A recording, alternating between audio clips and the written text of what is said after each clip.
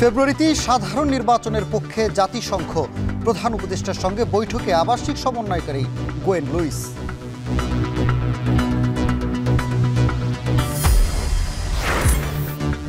ডাকসু নির্বাচনে বুলিংয়ের সংখ্যায় নারী অংশগ্রহণ কম, ডাকসুতে চ্যালেঞ্জ উতরানোর আশা বিশেষ চাহিদা সম্পন্নদের।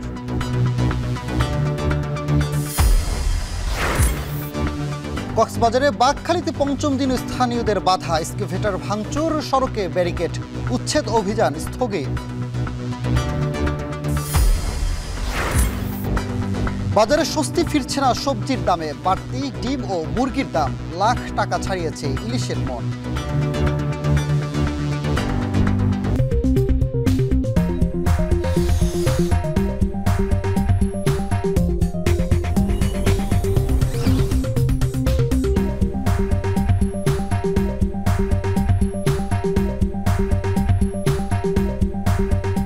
স্বাগত। এখন ঢাকায় পুরো আয়োজন আপনাদের সঙ্গে আছি আমি সানি মৃধা। আগামী ফেব্রুয়ারিতে সাধারণ নির্বাচনের পক্ষে জাতিসংঘ এটি বাংলাদেশের গণতান্ত্রিক রূপান্তরের জন্য অত্যন্ত গুরুত্বপূর্ণ বলে মন্তব্য করেছেন জাতিসংঘের আবাসিক সমন্বয়ক গোয়েন লুইস। বৃহস্পতিবার রাজধানীর রাষ্ট্রীয় অতিথি ভবন যমুনায় প্রধান উপদেষ্টা ডক্টর মোহাম্মদ ইউনূসের সঙ্গে বৈঠকে এ কথা বলেন তিনি।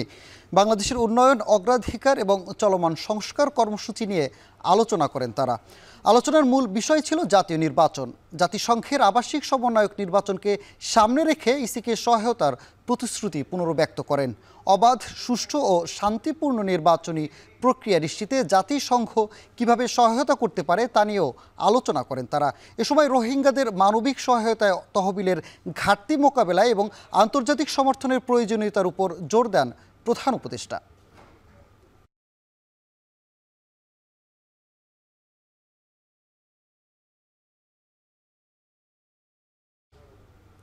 ডাকসুর হল সংসদ পর্যায়ে ৬৩টি পদে প্রার্থী খুঁজে পায়নি নির্বাচন কমিশন। কেন? কোনো প্রতিদ্বন্দ্বিতা ছাড়াই নির্বাচিত হচ্ছে এমন পদের সংখ্যাও শতাধিক। এসব পদের অধিকাংশই ছাত্রী হলে। সাইবার বুলিংয়ের সংখ্যায় নারীদের অংশগ্রহণ কমেছে বলে জানিয়েছেন প্রার্থীরা। এদিকে প্রার্থী সংকটের প্রভাবে ভোটাররা কতটুকু উৎসব মুখর পরিবেশে ভোট দেবেন সেই শঙ্কা ও প্রশ্ন তুলছেন ডাকসুর প্রার্থীরা। তবে নির্বাচন কমিশনের সদস্য সচিবের দাবি, ভোটার কম বেশির উপর নির্বাচন অংশগ্রহণমূলক হওয়া নির্ভর করছে না।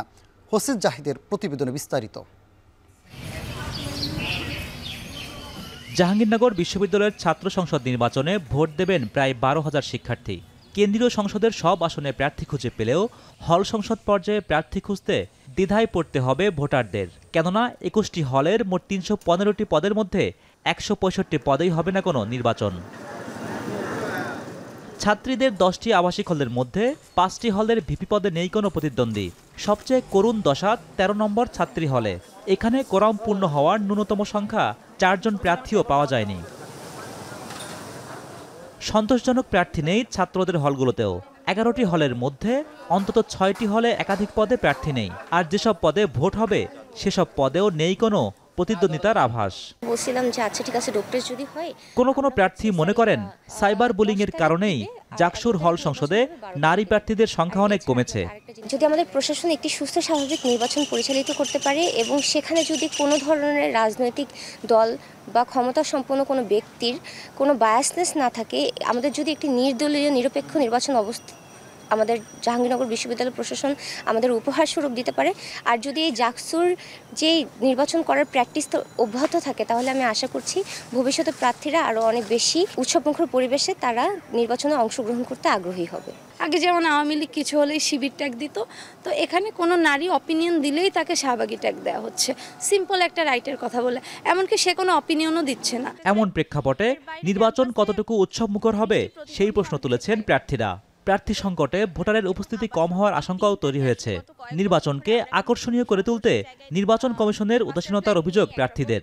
প্রচ্ছন্নভাবেই এমন একটা রেজিমে বড় হয়ে উঠেছে, তারা নির্বাচনকে খানিকটা ভয় পেতে শিখেছিল। ওই জায়গা থেকে কিছু জড়তা এবং আরও কিছু প্রতিবন্ধকতার জন্য এবছর প্রার্থিতার জায়গাটায় দেখা যাচ্ছে বিশেষত নারীরা একটু পিছিয়ে আছেন। লেভেল প্লেইং ফিল্ড যে পাওয়ার কথা, সবার জন্য আসলে সমান আচরণবিধির প্রয়োগ, সবার জন্য সমান আসলে সুযোগ তৈরি, সেই সুযোগ তৈরির জায়গায় প্রশাসনের অনেক ঘাটতি রয়েছে। জন্য প্রশাসনের প্রতি একটা সফট অনাস্থা রয়েছে শিক্ষার্থীদের। সেই জায়গা থেকে আমার কাছে মনে হয় এই প্রার্থিতার কিংবা হলগুলোতে প্রতিদ্বন্দ্বিতা করা, গণতান্ত্রিক চর্চা করতে আগ্রহী হয়, এই জায়গাটা একটু ঘাটতি তৈরি হয়েছে। আমার মনে হয় প্রশাসনের এই জায়গায় দায় নেওয়ার জায়গা রয়েছে। তবে দায় নিতে নারাজ নির্বাচন কমিশন, বরং দীর্ঘদিন পর শিক্ষার্থীরা ভোট দেওয়ার সুযোগ হাতছাড়া করবেন না এমন আশায় আছেন কমিশনের দায়িত্বশীলরা। আসলে আমাদের দেশের যে গণতান্ত্রিক প্রক্রিয়া এবং জাকসুর যে গঠনতন্ত্র আছে, সেখানে ভোটিং আমাদের এই পর্যন্ত কতটুকু ভোট হলো সেটার চেয়ে পার্টিসিপেটরি কতটুকু হলো সেটা ইম্পর্ট্যান্ট। তো আমরা চাই যে ম্যাক্সিমাম ভোট কাস্টিং হবে, আমরা আশা করি। নির্বাচন জমজমাট করতে প্রার্থীদের নিয়ে নানা উদ্যোগ নেওয়া হবে বলেও আশ্বাস নির্বাচন কমিশনের। হল সংসদ পর্যায়ে প্রার্থীর সংখ্যা কম থাকায় জাকসু আদৌ কতটুকু কার্যকর হবে সেই প্রশ্ন যেমন তৈরি হয়েছে, তেমনি এই সংখ্যাও তৈরি করেছে জাকসু নির্বাচনে ভোটারের সংখ্যা কম হবে কিনা। তবে ৩৩ বছর পর অনুষ্ঠিত হওয়া এই নির্বাচন যদি প্রতি বছরই আয়োজন করা যায়, তবে সংকট কেটে গিয়ে সম্ভাবনার দেখা মিলবে, এমনটাই মনে করছেন বিশ্ববিদ্যালয়ের অংশীজনরা। হোসেন জাহিদ, এখন জাহাঙ্গীরনগর বিশ্ববিদ্যালয়, সাভার। জাহাঙ্গীরনগর বিশ্ববিদ্যালয়ে জাকসু নির্বাচনের খোঁজ রাখছেন সহকর্মী হোসেন জাহিদ, তার কাছে জানবো সবশেষ। জাহিদ, প্রচারণা কেমন দেখছেন, কি বলছেন প্রার্থী ও শিক্ষার্থীরা, জানাবেন।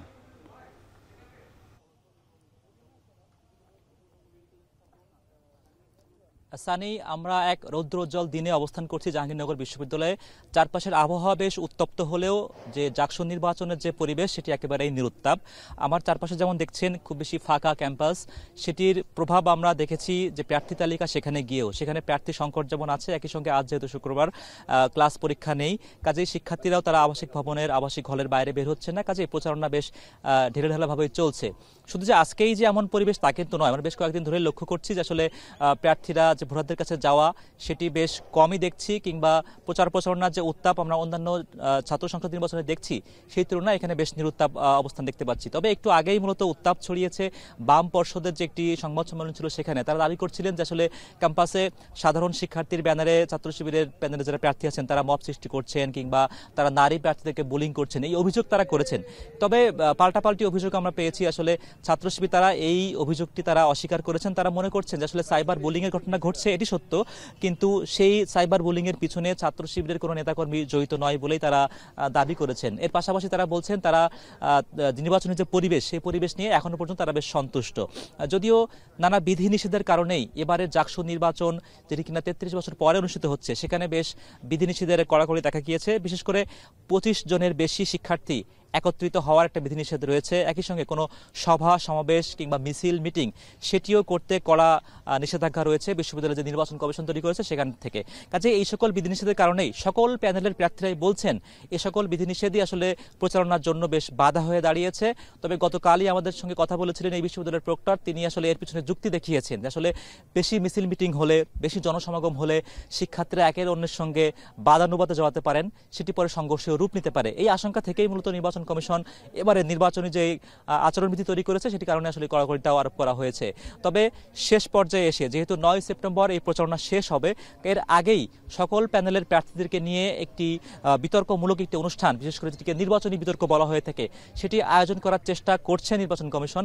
সেখানে হয়তোবা সকল প্রার্থী শিক্ষার্থীদের কাছে তাদের ইশতেহার তুলে ধরবেন, সেখানে কেন কে অন্যের চেয়ে সেরা সেই যুক্তিও সেখানে তুলে ধরার একটি চেষ্টা আমরা জানতে পারবো। সানি, আসলে আমরা সারা দিনভরই আজকে এখানে থাকবো, পরবর্তী বুলেটিন নিয়ে চেষ্টা করব প্রচারণার ভিন্ন কোনো খবর আমরা পাই কিনা। আপাতত জাহাঙ্গীরনগর বিশ্ববিদ্যালয় থেকে এই ছিল আমার কাছে সর্বশেষ। জাহাঙ্গীরনগর বিশ্ববিদ্যালয় কেন্দ্রীয় শিক্ষার্থী সংসদ নির্বাচনের প্রচারণা নিয়ে সবশেষ খবর জানাচ্ছিলেন সহকর্মী হোসেন জাহিদ। ডাকসু নির্বাচনে এবার প্রতিদ্বন্দ্বিতা করছেন বেশ কয়েকজন বিশেষ চাহিদা সম্পন্ন প্রার্থী। শারীরিক সীমাবদ্ধতা সত্ত্বেও তাদের চোখের স্বপ্ন চান সবার সমান সুযোগ। বিশ্ববিদ্যালয়ের নানা অবকাঠামো স্থান সবার জন্য উপযোগী নয় বলেও অভিযোগ এসব প্রার্থীদের। শাহাদাত অফরের প্রতিবেদনে বিস্তারিত।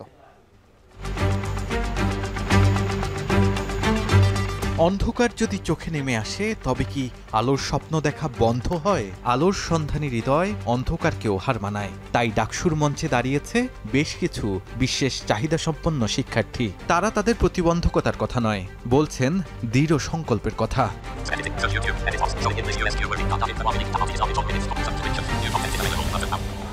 যেমন রাইসুল ইসলাম, নেই দৃষ্টিশক্তি কিন্তু মেধার আলোয় উজ্জ্বল তার জীবন। পড়াশোনায় সব সময় ছিলেন এগিয়ে। ছাত্র রাজনীতির মাঠেও তিনি ছিলেন সরব।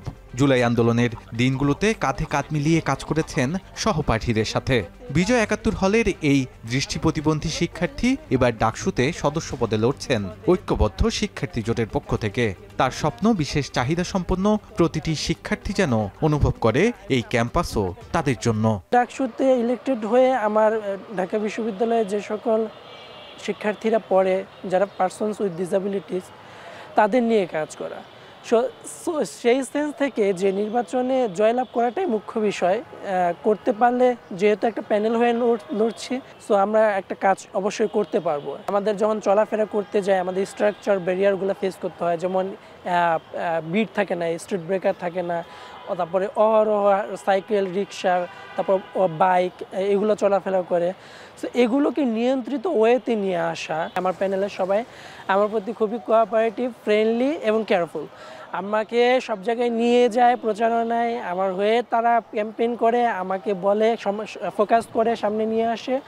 ইবনু আহমেদ চোখের ক্ষীণ আলো থামিয়ে দিতে পারেনি তাকে। শান্তি ও সংঘর্ষ অধ্যয়ন বিভাগের এই শিক্ষার্থী বহুদিন ধরে লড়ে যাচ্ছেন প্রতিবন্ধী শিক্ষার্থীদের অধিকার আদায়ের সংগ্রামে। ডাকসুর প্যানেলে ছাত্রদলের প্রার্থী হিসেবে যুক্ত হয়েছেন তিনি। তার প্রত্যয় একদিন প্রতিবন্ধী আর অপ্রতিবন্ধীর ভেদরেখা মুছে যাবে, শিক্ষাঙ্গন হবে সবার জন্য সমান। আমাদের বিশ্ববিদ্যালয়ের একাডেমিক ভবনগুলো প্রতিবন্ধী ব্যক্তিদের জন্য অ্যাক্সেসেবল নয়, বিশেষত লাইব্রেরি এবং আরও যে অন্যান্য কাঠামোগুলো রয়েছে, ওই জায়গাতে সব জায়গায় কিন্তু র্যাম্প নেই।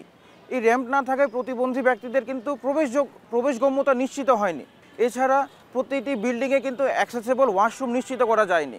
দক্ষতা উন্নয়নের জন্য বিশেষ কর্মশালা গ্রহণ করব, যার মাধ্যমে প্রতিটি প্রতিবন্ধী শিক্ষার্থী সহ নারী, সংখ্যালঘু সম্প্রদায় এবং আরও যারা মাইনরিটি কমিউনিটি থেকে বিলং করছেন, প্রত্যেককে মানব সম্পদে রূপান্তরিত করতে চাই। বিজয় ৭১ হলের মাস্টার্সের শিক্ষার্থী ইসমাইল হোসেন জন্ম থেকেই দুই পা ভিন্ন, কিন্তু সেই পা দিয়েই অতিক্রম করেছেন জীবনের সব বাধা। হাঁটতে হাঁটতে পৌঁছেছেন স্বপ্নের বিশ্ববিদ্যালয়ে। এবার চ্যালেঞ্জ ডাকসু নির্বাচন। স্বতন্ত্র প্রার্থী হিসেবে দাঁড়িয়েছেন তিনি। বলতে চান বিশ্ববিদ্যালয়ের সেই ১% শিক্ষার্থীদের কথা যারা প্রতিবন্ধী, তারাও এই সমাজেরই শক্তি। তাদের জন্য সুযোগ সুবিধা আর সম্মান নিশ্চিত করাই হবে তার লড়াই।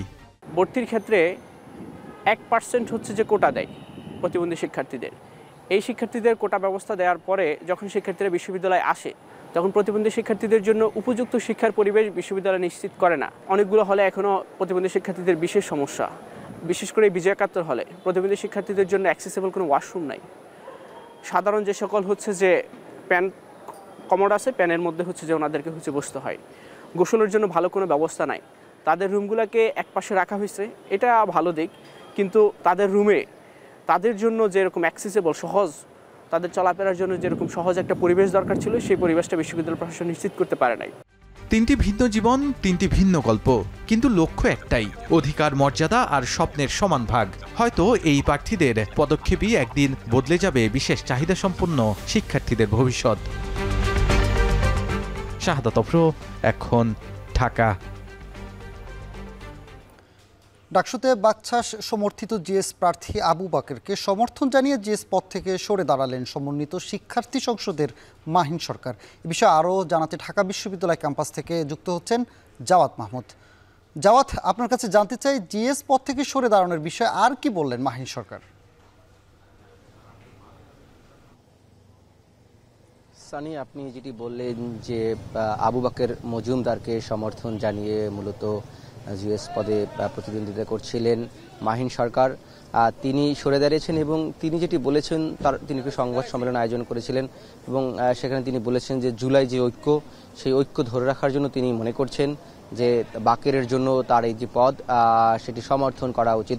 যদিও এখানে একটি বিষয় আছে যে নির্বাচনের যে এখন এই মুহূর্তে তিনি নিজেকে যে প্রত্যাহার করে নেবেন, সেটি নেয়ার এই মুহূর্তে আর সুযোগ নেই। সেজন্য তিনি মূলত বলেছেন যে তারা যাকে সমর্থন করে বা তার যারা শুভাকাঙ্ক্ষী রয়েছেন তারা যেন আবু বকর মজুমদারের পাশে এসে দাঁড়ায় বা তাকে সহযোগিতা করে, সেই বার্তাটি তিনি দিয়েছেন। এবং তিনি আরেকটি বিষয় বলেছেন যে জুলাইয়ের সকল ঐক্যই যেন সংহত থাকে, সেই লক্ষ্যে আসলে তিনি কাজ করেছেন। এর বাইরে তিনি সাংবাদিকদের প্রশ্নে একটি বিষয় বলেছেন যে তিনি আসলে জিএস পদে দাঁড়িয়েছিলেন, তার যে মূল সংগঠন তিনি ছিলেন এনসিপির, সেই এনসিপি তার সাথে বিমাতাসুলভ আচরণ করার ফলে মূলত তিনি এনসিপি এই ডাকসুতে এসে প্রতিদ্বন্দ্বিতা করছিলেন, সেটি তিনি সাংবাদিকদের প্রশ্ন উত্তর বলেছেন। এছাড়াও আমরা দেখেছি মাহিন সরকার এবং আবু বকর মজুমদার কিন্তু পাশাপাশি বসেছিল। আবু বকর মজুমদার যেটি বলেছেন যে তারা আসলে আগে থেকেই পূর্ব পরিচিত ছিল, তাদের সাথে আগে থেকেই সুসম্পর্ক ছিল এবং জুলাইয়ে সেটি আরও সংহত হয়েছে এবং আগামী দিনেও মাহিন সরকার তাকে সমর্থন জানানো, তিনি মাহিন সরকারের প্রতি ধন্যবাদ জানিয়েছেন এবং তিনি বলেছেন যে তারা আসলে আগামী দিনেও একসাথে পথ চলবেন। এছাড়া যদি মাহিন সরকারের একটি বিষয় বলি, মাহিন সরকার যেই বিষয়টি বলেছেন, তিনি তো যেই প্যানেলে ছিলেন সমন্বিত শিক্ষার্থী সংসদ, সেই প্যানেলের যে অন্যান্য প্রার্থীরা আছেন তারা প্রতিদ্বন্দ্বিতা করবেন। সাংবাদিকরা এ নিয়েও প্রশ্ন করেছিলেন যে এতে আসলে তিনি যেই প্যানেলের জিএস পদপ্রার্থী ছিলেন সেই প্যানেল ক্ষতিগ্রস্ত হবে কিনা। তিনি বলছেন যে তিনি সেটি আসলে মনে করছেন না যে তার প্যানেলের অন্য সদস্যরা ক্ষতিগ্রস্ত হবে এবং তিনি কার পক্ষ হয়ে প্রচারণা চালাবেন সেটি নিয়েও কিন্তু সাংবাদিকরা প্রশ্ন করেছিলেন মাহিন সরকারের কাছে। মাহিন সরকার তার সুস্পষ্ট কোনো উত্তর দেয়নি। তিনি যেটি বলেছেন যে তার যেই প্যানেলে তিনি দাঁড়িয়েছিলেন সেই প্যানেলের প্রতি তার সমর্থন থাকবে, কিন্তু বিশেষ করে জিএস পদ যেটি বাকের জন্য তিনি সরে দাঁড়িয়েছেন সেখানেও তার সমর্থন থাকবে। এই ছিল এই যে বাকের মজুমদারের জন্য মাহিন সরকারের যে জিএস পদ ছেড়ে দেয়া তার সব শেষ খবর। ডাকসু নির্বাচনে জিএস পদ থেকে মাহিন সরকারের সরে যাওয়ার সবশেষ খবর জানাচ্ছিলেন সহকর্মী জাওয়াত মাহমুদ। কক্সবাজারের বাঁকখালীতে পঞ্চম দিনের উচ্ছেদ অভিযানের শুরুতেই বাধার মুখে পড়তে হয় বিআইডব্লিউটিএ ও প্রশাসন কর্তাদের। উচ্ছেদ ঠেকাতে সড়কে ব্যারিকেড দিয়ে বন্ধ করে দেওয়া হয় যান চলাচল। এক্সকাভেটর ভাঙচুর ও স্থানীয়দের বাধায় উচ্ছেদ না চালিয়ে ফিরতে হয়েছে কর্মকর্তাদের। এ নিয়ে আরও জানাতে বিমানবন্দর সড়ক থেকে যুক্ত হয়েছেন মন্তোষ বিদজ্ঞ। মন্তোষ, উচ্ছেদ অভিযানে বাধা দেওয়ায় প্রশাসনের পক্ষ থেকে কোনো পদক্ষেপ নেওয়া হয়েছে কিনা, বিমানবন্দর সড়কে যান চলাচল স্বাভাবিক হয়েছে কিনা জানাবেন। সকাল 11টার দিকে 11টার কিছু সময় আগে বিআইডব্লিউটি এর পক্ষ থেকে স্থানীয়দের বাধার মুখে আসলে অভিযানটি সাময়িক স্থগিত করার ঘোষণা দেওয়া হয়েছে এবং এর প্রেক্ষিতে আমরা দেখেছি স্থানীয় লোকজন কিছুটা তাদের মাঝে যে উত্তেজনা ছড়িয়ে পড়েছিল সেই উত্তেজনাটি কিছুটা প্রশমিত হয়েছে এবং এরপর তারা সড়ক থেকে ব্যারিকেড তুলে নেয় এবং এর প্রেক্ষিতে আমরা দেখেছি কিছুক্ষণ পর থেকে অর্থাৎ 11টা থেকে প্রায় যান চলাচল স্বাভাবিক হয়ে আসে এবং এই মুহূর্তে যান চলাচল একেবারে স্বাভাবিক রয়েছে। আমরা বিমানবন্দর সড়কের যে প্রবেশমুখ সেই এলাকায় আছে, এই সড়কটির এই স্থানেও কিন্তু ব্যারিকেড দেওয়া হয়েছিল এবং এখনো বিভিন্ন জায়গায় যে ব্যারিকেড দেওয়া হয়েছিল এর পাশে টায়ার জ্বালিয়ে বিক্ষোভ হয়েছে। এইসব জায়গা থেকে এখন আমরা দেখছি যে পৌরসভার যারা পরিচ্ছন্ন কর্মী রয়েছেন তারা কিন্তু এই যে অংশবিশেষ ছিল সেই অংশগুলো কিন্তু তারা নিচ্ছেন এবং সড়ক পরিষ্কারের যে কাজ সেটি তারা করছেন এবং বলা যায় যে এই মুহূর্তে যান চলাচল স্বাভাবিক রয়েছে। তবে স্থানীয়দের ভেতরে যে উত্তেজনা ছিল সেটি প্রশমিত হলেও তাদের মাঝে একটা উদ্বেগ আতঙ্ক কিন্তু এখনো রয়ে গিয়েছে এবং তারা কিন্তু আমরা দেখেছি প্রশাসনের আশ্বাসের পর যখন বিপুল সংখ্যক পুলিশ, সেনাবাহিনী সদস্য এবং আনসার সদস্য, র্যাব সদস্যরা যখন ফিরে গিয়েছেন এরপরও আমরা দেখেছি তারা 10 থেকে 15 মিনিট পর্যন্ত এই জায়গাটিতে বিক্ষোভ করেছেন এবং সেই জায়গায় এসে কক্সবাজার সদর রামু আসনের যিনি সাবেক সংসদ সদস্য লুৎফুর রহমান কাজল তিনি এসেছিলেন এবং তিনি যেটি জানিয়েছেন যে বিকেলে হয়তো তাদের সাথে স্থানীয় প্রশাসনের লোকজন বসবেন এবং যারা অভিযান পরিচালনাকারী কর্তৃপক্ষ রয়েছে তাদের লোকজনও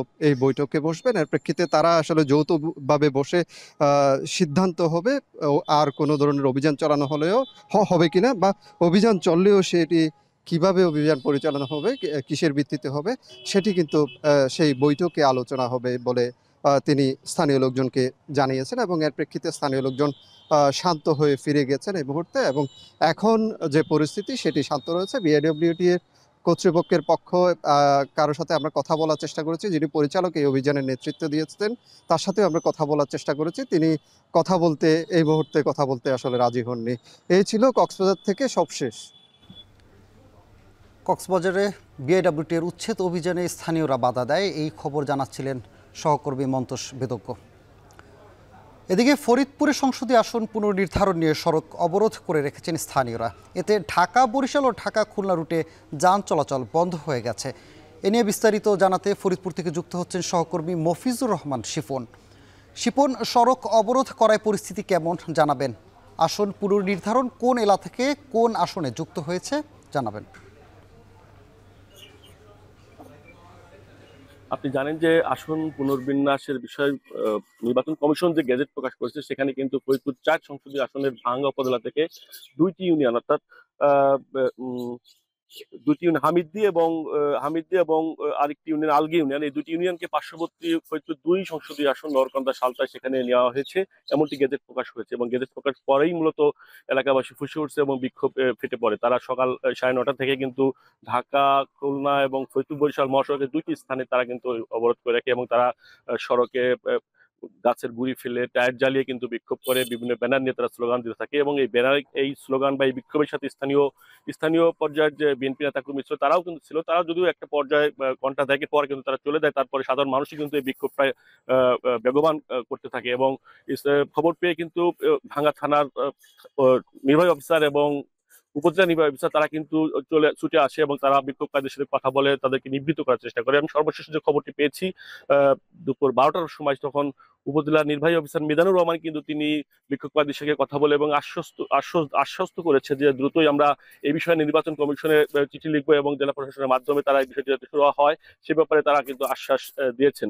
এবং এখন কিন্তু সর্বশেষ খবরটা হচ্ছে এখন কিন্তু আইন শৃঙ্খলা বাহিনী এবং স্থানীয় প্রশাসনের সহযোগিতা এবং স্থানীয় জনপ্রতিনিধিদের সহযোগিতায় কিন্তু বিক্ষোভকারীরা আস্তে আস্তে যেতে শুরু করেছে এবং স্বাভাবিকভাবে স্লো গতিতে কিন্তু যান চলাচল শুরু হয়েছে। তো আপনাকে বলতে চাই যে ২০১৩ সালে যে আসন বিন্যাসটি হয়েছিল সারা দেশে, তখন কিন্তু মূলত ফরিদপুর জেলায় যে ৫টি সংসদীয় আসন ছিল সেখান থেকে একটি কেটে ৪টিতে রূপান্তরিত করা হয়। আর সর্বশেষ যে গত সম্প্রতি যে বর্তমান নির্বাচন কমিশন যে গেজেট প্রকাশ করেছে সেখানে ভাঙ্গা, চরবদল, সদরপুর আসন থেকে ২টি ইউনিয়ন কেটে ফরিদপুরের ২ আসন নগরকান্দা এবং সালতায় নিয়ে দেয়। এতেই কিন্তু মূলত ওই অঞ্চলে মানুষ বিক্ষুব্ধ হয়। তো স্থানীয় ছিল ফরিদপুরের আসন বিন্যাসের এলাকাবাসীর বিক্ষুব্ধতার সর্বশেষ খবর।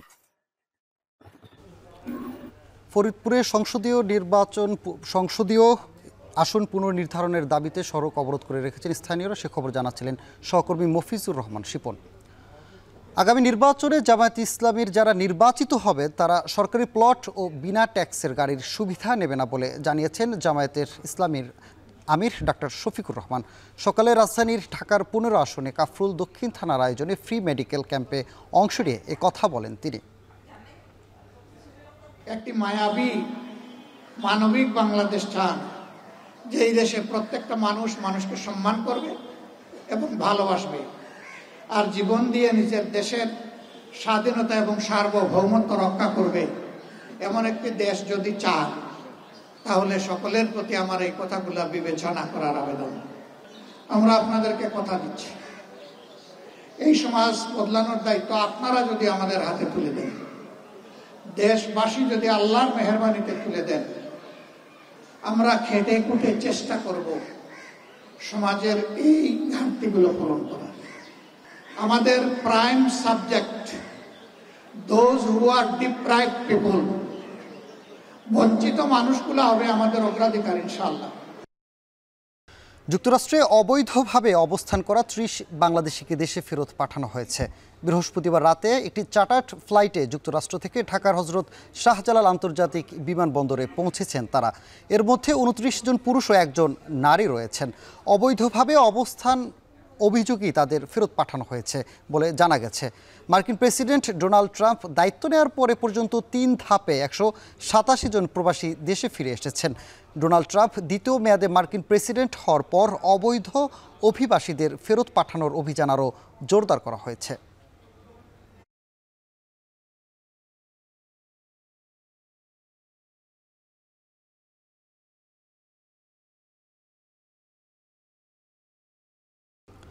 রাজধানীর বাজারে চড়া সবজির দর বেড়েছে, ডিম ও মুরগির দাম। এ নিয়ে বিস্তারিত জানাতে রাজধানীর কারওয়ান বাজার থেকে সরাসরি যুক্ত হচ্ছেন সহকর্মী শাহরিয়ার জামান পুলক। পুলক, সবজির দরদাম কেন এত বাড়তি, কি বলছেন ক্রেতা বিক্রেতারা, দাম কমছে না কেন, এ নিয়ে বিস্তারিত জানাবেন। সানি, আমি আছি আজকে কারওয়ান বাজার। আমরা কিন্তু বাজারটি আজকে সকাল থেকেই ঘুরে দেখেছি। বাজারে কিন্তু পর্যাপ্ত সবজি ছাড়াও মাছ, মুরগি সব কিছুরই কিন্তু যোগান ঠিক রয়েছে, কিন্তু পরিস্থিতি যদি আমি বলতে চাই তাহলে বাজারের পরিস্থিতিতে কিন্তু কাঁচা বাজারের স্পেশালি কিন্তু সবজির দাম কিন্তু বেশ চড়া রয়েছে। আমরা কিন্তু দেখেছি যে কাঁচা পেঁপে, চিচিঙ্গা এবং মূলা ছাড়া কিন্তু প্রত্যেকটা সবজি কিন্তু 80 টাকার উপরেই কিন্তু বিক্রি হচ্ছে। এছাড়া আমি যদি এখন রয়েছি আমি কারওয়ান বাজারে যে মুরগির যে দোকানগুলো রয়েছে, মুরগির দোকানের সামনে কিন্তু এখন ব্রয়লার মুরগি কিন্তু 170 থেকে 180 টাকায় বিক্রি হচ্ছে। এর পাশাপাশি সোনালী মুরগি সোনালী মুরগি কিন্তু 300 থেকে 320 টাকায় বিক্রি হচ্ছে।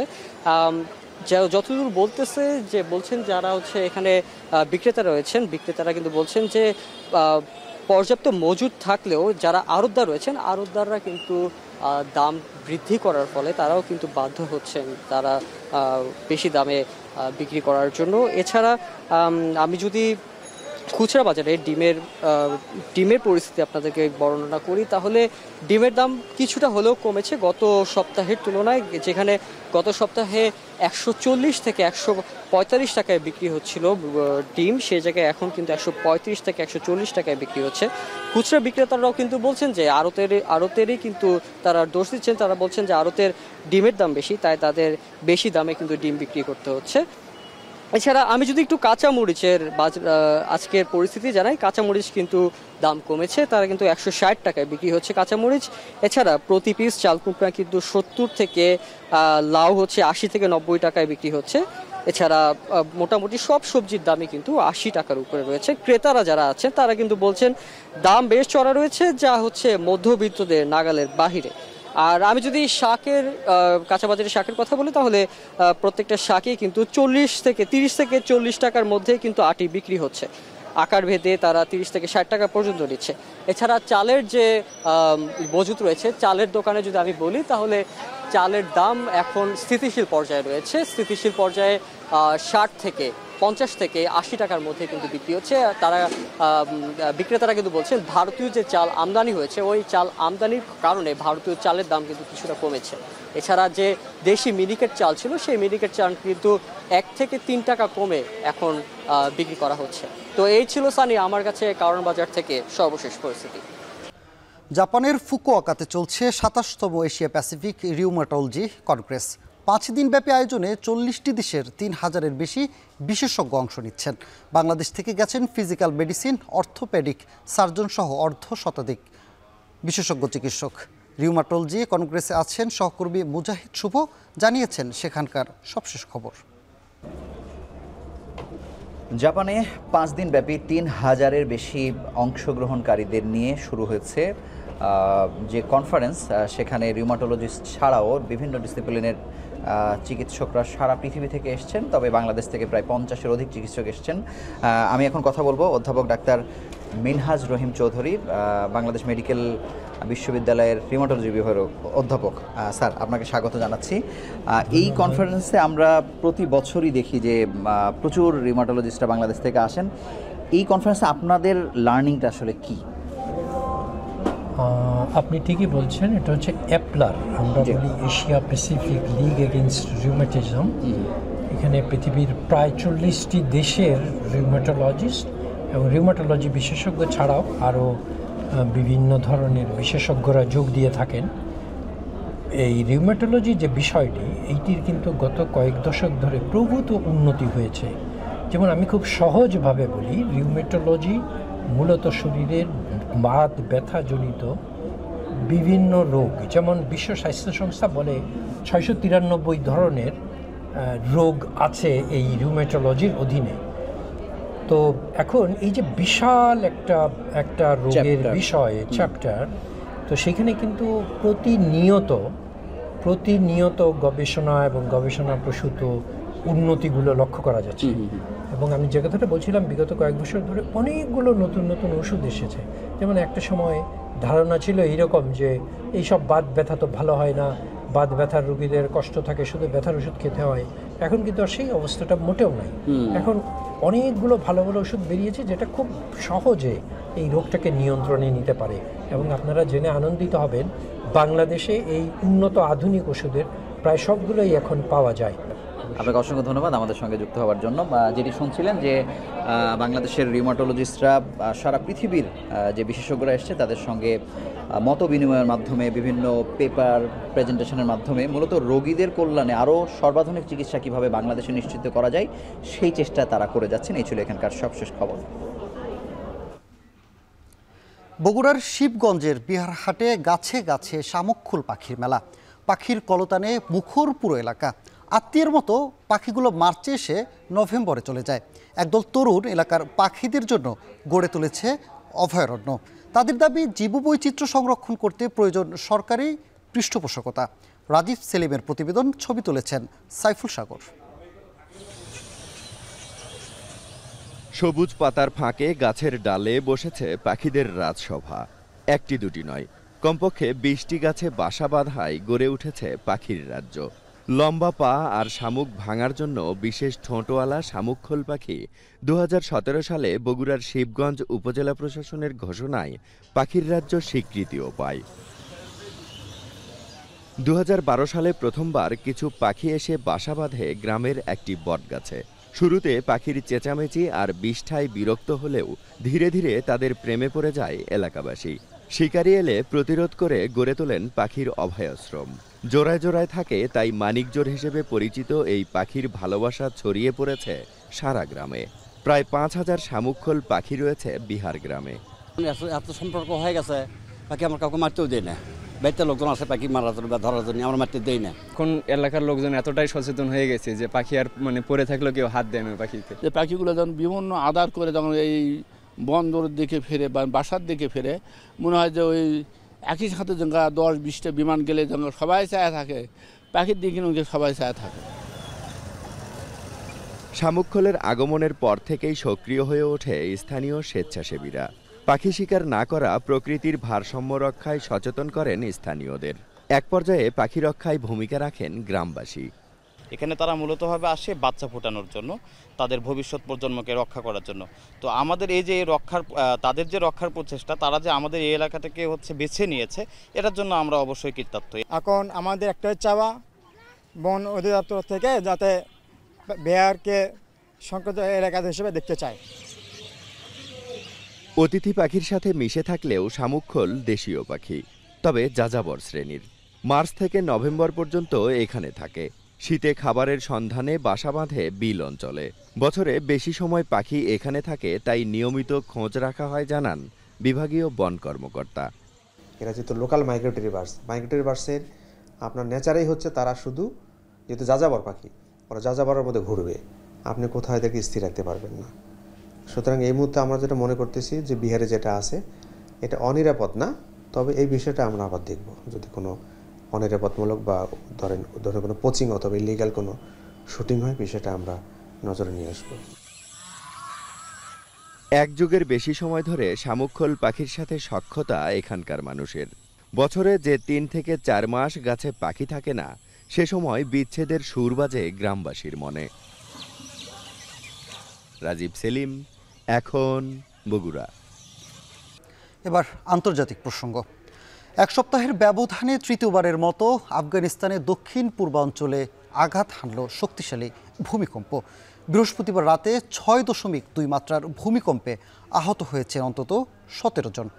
ব্যাপক ক্ষয়ক্ষতির আশঙ্কা করা হচ্ছে। এদিকে রোববারের ভয়াবহ ভূমিকম্পে প্রাণহানি 2200 ছাড়িয়েছে। আন্তর্জাতিক সংস্থার কাছে সহায়তার আহ্বান জানিয়েছে তালেবান সরকার। এরই মধ্যে কয়েক লাখ ডলার সহায়তার প্রতিশ্রুতি দিয়েছে জাতিসংঘ ও ইউরোপীয় ইউনিয়ন। বিস্তারিত জানাচ্ছেন তানভীর জনি। রোববারের ভয়াবহ ভূমিকম্পের আঘাত কাটিয়ে না উঠতেই আবারও ভূমিকম্পের আতঙ্কে আছেন বাসিন্দারা। স্থানীয় সময় বৃহস্পতিবার রাত 8:56 6.2 মাত্রার ভূমিকম্প আঘাত হানে। এ সময় আতঙ্কিত হয়ে লোকজন বাইরে বেরিয়ে আসে। এখন পর্যন্ত বেশ কয়েকজন আহত হওয়ার খবর পাওয়া গেছে। তাদের কুনার প্রাদেশিক হাসপাতালে ভর্তি করা হয়েছে। দেশটির দক্ষিণ পূর্বাঞ্চলের নাঙ্গারহার ও কুনার প্রদেশে এ নিয়ে 6 দিনের ব্যবধানে তৃতীয়বারের মতো আঘাত হানল বড় আকারের ভূমিকম্প, যার কেন্দ্রস্থল ছিল পাকিস্তান সীমান্তের কাছে। এর আগে গেল মঙ্গলবার দ্বিতীয় দফার 5.5 মাত্রার ভূমিকম্পে কেঁপে ওঠে আফগানিস্তানের পার্বত্যাঞ্চল। ভূমিধসে যোগাযোগ বিচ্ছিন্ন হয়ে পড়ে প্রত্যন্ত অঞ্চলগুলো। এদিকে গেল রোববারের 6 মাত্রার ভয়াবহ ভূমিকম্পে প্রাণহানি 2200 ছাড়িয়েছে, আহত 3500-এর বেশি। তালেবান সরকারের একজন মুখপাত্র এসব তথ্য জানিয়েছেন। পাহাড়ি অঞ্চলে ধ্বংসস্তূপের নিচ থেকে এখনও মিলছে শত শত মরদেহ। হতাহতের সংখ্যা আরও বাড়ার আশঙ্কা করা হচ্ছে। ধ্বংসস্তূপের মধ্যে স্বজনদের খুঁজে বেড়াচ্ছেন বেঁচে যাওয়া ব্যক্তিরা। আন্তর্জাতিক সহায়তা সংস্থার তথ্য মতে ভূমিকম্পে আফগানিস্তানে ক্ষতিগ্রস্ত হয়েছে অন্তত 84,000 মানুষ। 6,500-এর বেশি ঘরবাড়ি ধ্বংস হয়ে গেছে। সবচেয়ে বেশি ক্ষতিগ্রস্ত কুনার প্রদেশের 98% ঘরবাড়ি মিশে গেছে মাটির সঙ্গে। এমন অবস্থায় ক্ষয়ক্ষতি কাটিয়ে উঠতে আন্তর্জাতিক সহায়তা সংস্থার কাছে আহ্বান জানিয়েছে দেশটির তালেবান সরকার। এরই মধ্যে জাতিসংঘ ও ইউরোপীয় ইউনিয়ন $11 মিলিয়ন সহায়তার প্রতিশ্রুতি দিয়েছে। এছাড়া যুক্তরাজ্য এবং অস্ট্রেলিয়া $1 মিলিয়ন করে সহায়তা দেওয়ার আশ্বাস দিয়েছে। সরাসরি তালেবান সরকারের হাতে দিতে রাজি না। তাদের সহায়তার অর্থ সাহায্য সংস্থার মাধ্যমে ব্যয় করা হবে। তানভীর জানি, এখন বিশ্ব। ভূমিকম্পে ক্ষতিগ্রস্ত আফগানিস্তানে ত্রাণ পাঠিয়েছে বাংলাদেশ। সকালে বাংলাদেশ বিমান বাহিনীর মাধ্যমে 11 টন ত্রাণ সহায়তা সামগ্রী পাঠানো হয়। বাংলাদেশ বিমান বাহিনীর C-130 যে বিমানে ক্ষতিগ্রস্তদের সহায়তায় তাঁবু, কম্বল, শীতের কাপড়, বিশুদ্ধ পানি, ওষুধ সহ বিভিন্ন সহায়তা নিয়ে গেছে। সশস্ত্র বাহিনী বিভাগ এবং পররাষ্ট্র মন্ত্রণালয়ের কর্মকর্তারা প্রয়োজনীয় সামগ্রী নিয়ে আফগানিস্তানের উদ্দেশ্যে দেশ ছাড়েন। সহায়তা সামগ্রী হস্তান্তর শেষে C-130 যে পরিবহন বিমানটি আজই বাংলাদেশে ফেরার কথা রয়েছে।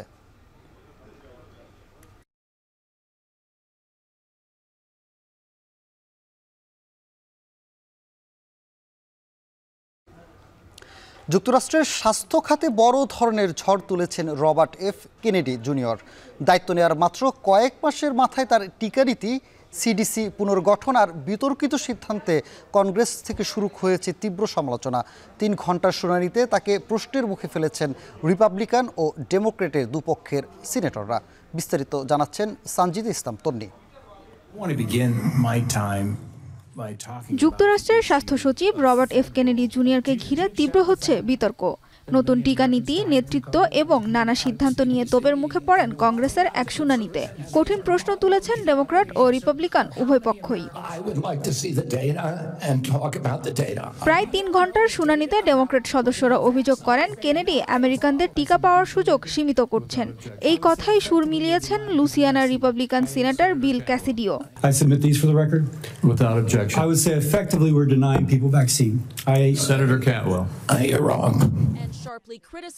মাত্র 1 সপ্তাহ আগে যুক্তরাষ্ট্রের জাতীয় জনস্বাস্থ্য সংস্থা সিসিডিসির প্রধান সুসান মনারেজকে বরখাস্ত করেন কেনেডি। এর আগে তিনি টিকা সুপারিশ কমিটির সব সদস্যকে সরিয়ে নতুন করে নিয়োগ দেন, যাদের মধ্যে কয়েকজন টিকা সমালোচক হিসেবেও পরিচিত। এ নিয়ে জনস্বাস্থ্য বিশেষজ্ঞরা ব্যাপক উদ্বেগ জানান। ডেমোক্রেট সিনেটররা তাকে পদত্যাগের আহ্বানও জানান। রিপাবলিকানদের কেউ কেউ তার অবস্থান নিয়ে প্রশ্ন তোলেন।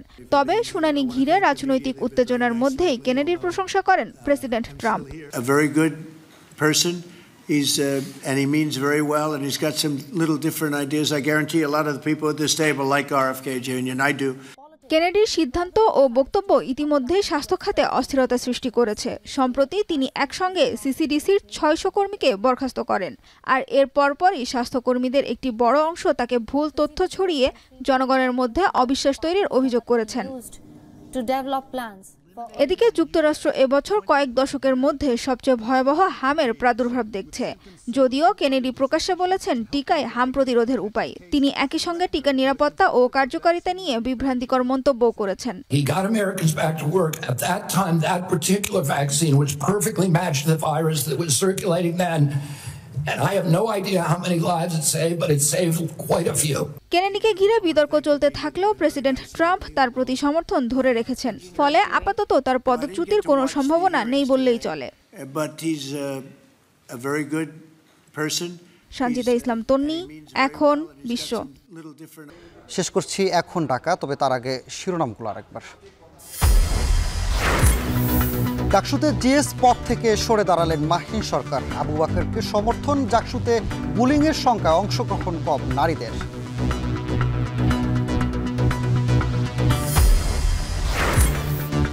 ভবিষ্যতে সরকারি প্লট ও গাড়ির সুবিধা নেবে না জামায়াতের এমপিরা, বললেন আমির। সার্জারির 1 মাস পর দলীয় কর্মসূচিতে অংশগ্রহণ। কক্সবাজারের বাঁকখালীতে পঞ্চম দিনে স্থানীয়দের বাধায় অবৈধ উচ্ছেদ অভিযান স্থগিত। এক্সকাভেটর ভাঙচুর, সড়কে ব্যারিকেড।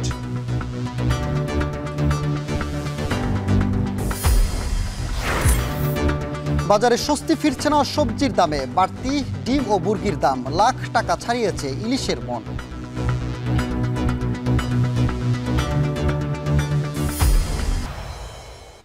এই ছিল এখন ঢাকায়। এতক্ষণ সঙ্গে থাকার জন্য ধন্যবাদ।